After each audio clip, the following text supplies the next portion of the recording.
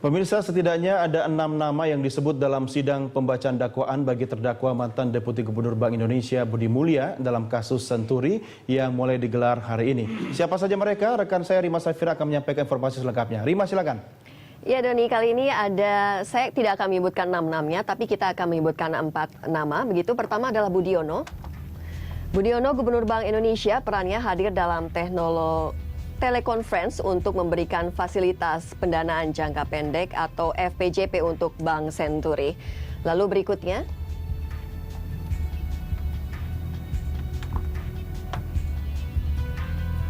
ya, Miranda Suarai Gultom, Deputi Gubernur Senior BI, perannya merekomendasikan atau FPJP untuk Bank Senturi meskipun tidak memenuhi syarat.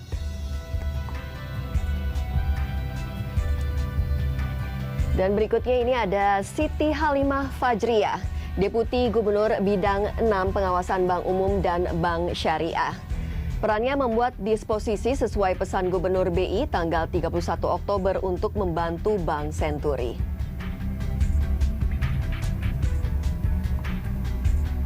Dan ini yang terakhir, Mulyaman Harman Syahadat, Deputi Gubernur Bidang Kebijakan Perbankan. Perannya mengetahui perubahan peraturan Bank Indonesia atau PBI terkait pemberian FPJP. Begitu Doni, dan kembali ke Anda. Baik, Rima, terima kasih. Dan kita lanjutkan diskusi kita kali ini dengan narasumber kita. Bapak-bapak sekalian, Anda pasti sudah hafal nama-nama tadi kan? Bahkan banyak sekali nama yang belum disebutkan tadi. Sekarang begini, saya tidak akan masuk ke situ. Ada namanya Wakil Presiden, ada namanya Presiden Republik Indonesia, dapat keistimewaan keprotokolan, ya kan? Dan sekarang sudah ada Pas Pampres Grup D. Jadi walaupun tadi Kak Kasem mengatakan menghitung hari, sudah pensiun pun masih dapat pengamanan dari Presiden. Bisakah dipaksa? Apakah Doni mau bilang pembentukan grup D itu karena sebentar lagi ada ini? Bisa jadi. Doni mesti bilang benar begitu loh. Ini mesti jelas gitu, jangan setengah gitu kan. Itu harusnya ditanyakan ke Pak SBY. Karena kan atas presnya Pak SBY. Apakah karena Pak SBY sudah tahu bahwa dakwaan ini isinya begini begitu? Berarti Presiden kita hebat dong, bisa menduga apa yang akan terjadi setelah 4 bulan ya. Kalau begitu harus belajarlah dari Korea, kalau tidak begitu ya nggak bisa jadi presiden dong. Bisa dihadirkan kok. Masa kita nggak malu sama negara lain? Tapi saya kira kita mesti siapa ya? Kita ada kebutuhan kita untuk menciptakan lingkungan hukum yang hebat, dan karena itu saya kira akan hebat sekali jika impian itu dipimpin langsung oleh presiden dan wakil presiden gitu ya. Dan dalam keteladanan itu. Ya, keteladanan itu, dan karena itu akan seperti yang saya bilang tadi, akan hebat sekali bagi Pak Budiono kalau kapan Pak Abraham jadwal saya? Begitu ya. Jangan nanti kan bisa-bisa nanti pas begitu surat panggilan datang, Pak Budiono-nya lagi bertugas ke luar negeri, lalu kita bilang lagi dia menghindar lah, beginilah begitu, kan tidak baik. Karena itu mendingan dia udah diberitahukan dari awal, sehingga kalau ada tugas lain yang akan diberikan oleh Pak SBY, dia bilang, Pak Presiden, saya punya jadwal akan diperiksa pada tanggal sekian. Atau sebaliknya. Gitu. Atau sebaliknya. Jangan kapan dipanggil, dikondisikan ke luar negeri, bisa kan? Nah itu jangan. Itu saja musuh. Kan kita mau bikin bagus ini. Janganlah itu. Iya, makanya kita mau bikin bagus ini, jangan begitu datang. Prosedur hukum, ikuti prosedur hukum. Artinya begini, Bapak-bapak sekalian, Anda pasti tahu bahwa apakah itu Pak Budiono, apakah itu Pak Budi Mulya, apakah itu Pak SBY sekalipun nanti pasti tahulah normatifnya akan seperti itu. Tapi apa kira-kira yang menghalangi seorang Budiono untuk melakukan inisiasi untuk memberikan keterangan atau mengangkat telepon kapan saya bisa bersaksi gitu? Kalau saya segini itikat baik aja, saya pikir kita jangan, istilahnya bahasa jangan seudon lah kalau Pak Budiono akan melakukan itu kan. Kita itikat seperti Pak Margarito, Pak Budiono pasti akan hadir menurut saya gitu. Berikan semangat, Bapak Budiono itu akan hadir, akan menunjukkan sebagai pemimpin negara. Anda kok yakin sekali? Kalau saya yakin.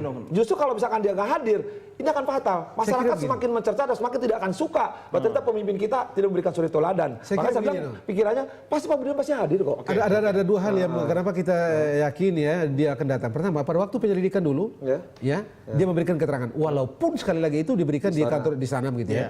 Kemudian pada tingkat penyidikan, kan beliau juga diperiksa. Dia datang juga.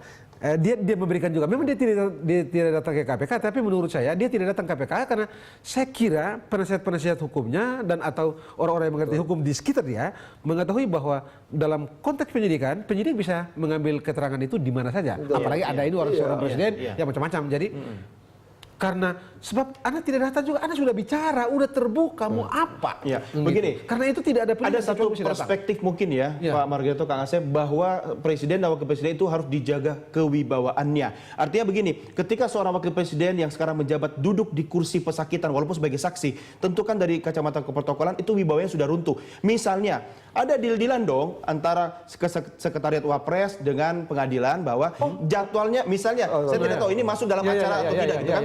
Jadwal diminta keterangan sebagai saksi itu tanggal sekian bulan sekian.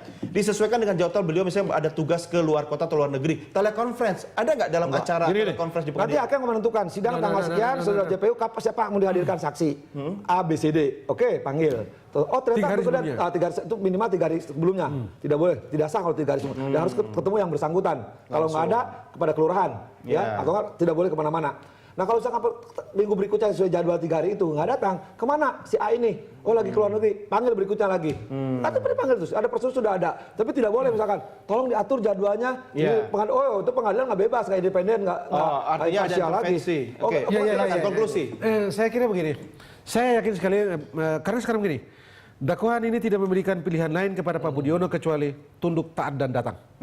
Dalam arti harus datang begitu ya. Kalau tidak datang itu sekali lagi saya setuju dengan Kang Asep, itu akan meruntuhkan, kurang meruntuhkan, mengurangi dan macam-macam kewibawaan. Sementara kita kenal orang ini seseorang yang sederhana, yang santunnya minta ampun, yang sangat sopan begitu ya. Dan terakhir, kalau tidak salah tadi sore saya membaca di beberapa online, beliau akan datang. Dan saya kira itu sesuatu yang bagus sekali buat beliau. Artinya dan buat bangsa ini. harapan masyarakat akan keadilan dari kacamata hukum bisa terpenuhi dan termasuk keteladanan dari pemimpin kan? Dan Anda menekankan itu tadi. kedatangan beliau, beliau, kesediaan beliau untuk secara sukarela datang memenuhi panggilan peradilan itu, jaksa, dan hadir memberikan keterangan, itu adalah sesuatu yang hebat. Dari seorang Budiono. Pertama dia menghormati peradilan, kedua masyarakat apresiasi. Di situ hebat, kehebatannya Baik, beliau. Bapak-bapak sekalian terima kasih. Saya akhiri sampai di sini dialog kita. Sampai kita ketemu lagi.